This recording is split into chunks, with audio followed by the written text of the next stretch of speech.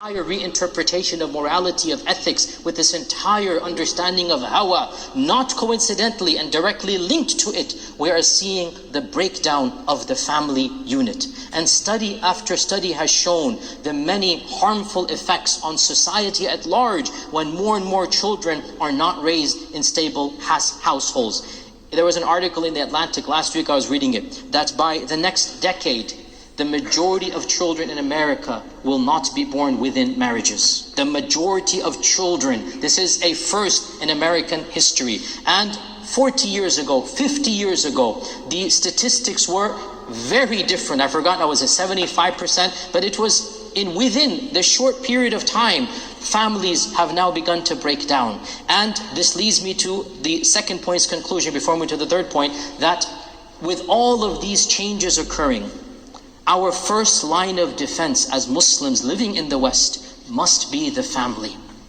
We have to exude family values in the family unit.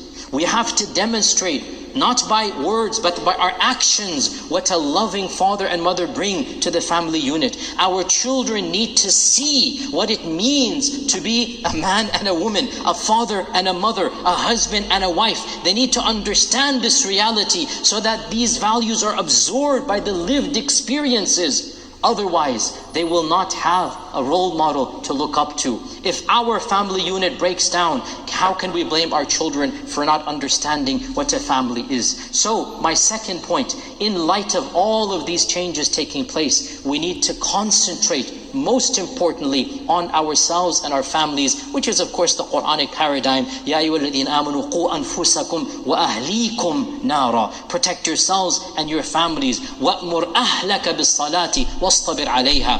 Command your family to be observant in prayer and never stop, never falter in that commandment. So that is my second point. In light of all of this hawa and in light of all of these changes of morality and everything we see around us, our best line of defense is going to be to embody Islamic values in our personal and family lives. The third point I wanted to bring about some of these changes that we're seeing in our generation is the immense power of technology, and in particular of social media.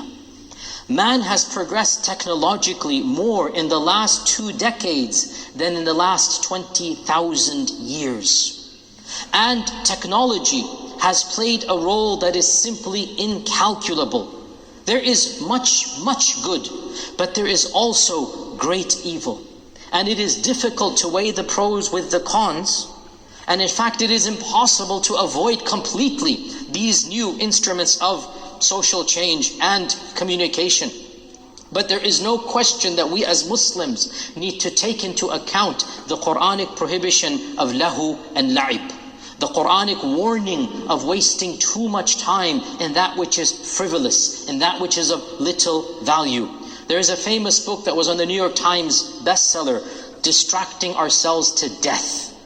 That we are so engrossed in this new culture of entertainment, of watching videos, that our children have ceased to know how to think. They just sit there and absorb light waves after light waves without using their cognitive faculties. Our children can navigate an iPad before they know how to ask us for food. And at the click of a button, they have more access to knowledge than all of human history. And yet, of what use is that knowledge when they don't care about it? Even sites like Wikipedia, which are so easily accessible, what percentage of our youth actually take advantage of that? So on a spiritual level, we need to be especially cognizant of the harms of technology, and in particular of social media, and of the ramifications of social media's impact on the psyche, on the fitrah, on the morality, on the paradigm of our children.